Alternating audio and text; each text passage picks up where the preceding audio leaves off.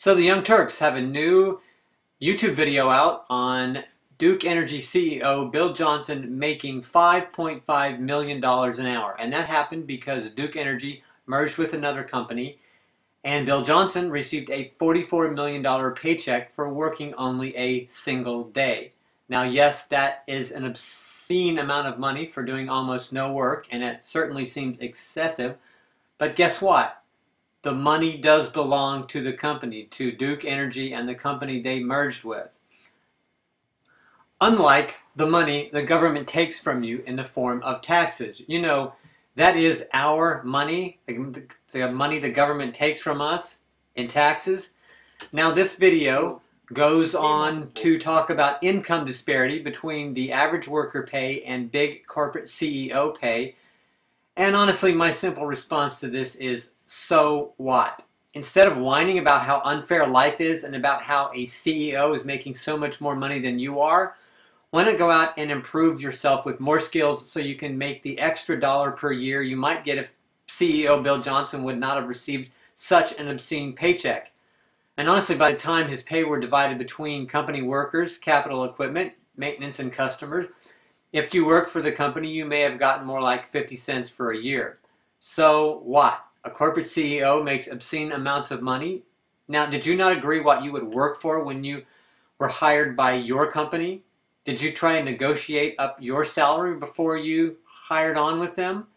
If you didn't think you were being paid enough, then why did you take the job that you're working at right now?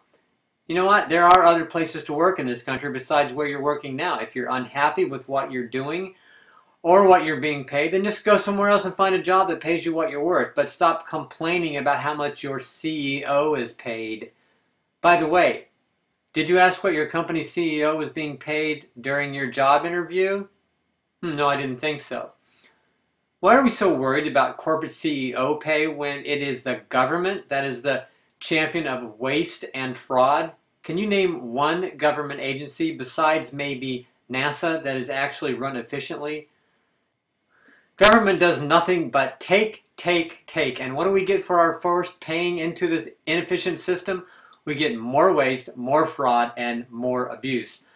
Why aren't people upset about the fraud of government waste, or the fact that President Obama uses Air Force One, here is this plane right here, liberally for fundraisers and campaign stops at a cost of, you know what it costs to run this plane? $180,000 per hour. Yes, $180,000 an hour. Why aren't liberals more upset that members of Congress have set up exclusive health plans with top-level benefits that none of us will ever have access to?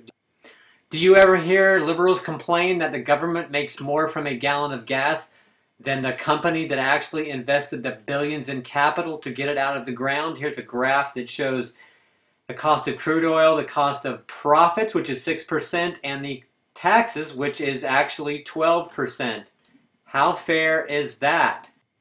Why don't we hear endlessly about Nancy Pelosi flying around in Air Force planes, running up a bar tab of $100,000? Here's a picture of one of her bar tabs. And that's not counting the $2.1 million for airfare in Air Force airplanes. She's running up this ridiculous bar tab of $100,000, but we always hear constantly about how Mitt Romney spends money, and now it's about jet skis. Him and his wife have a picture of them riding a jet ski. So what? But rarely do we ever hear about how government has saddled future generations with trillions in debt. Maybe you guys over here at the Young Turks YouTube channel should worry about how much money government takes in and wastes, because they're still going to want more, you know. You know, we got this healthcare thing coming around the bend, and those 100,000 IRS agents that Obama recently hired, they do need something to do, so look out.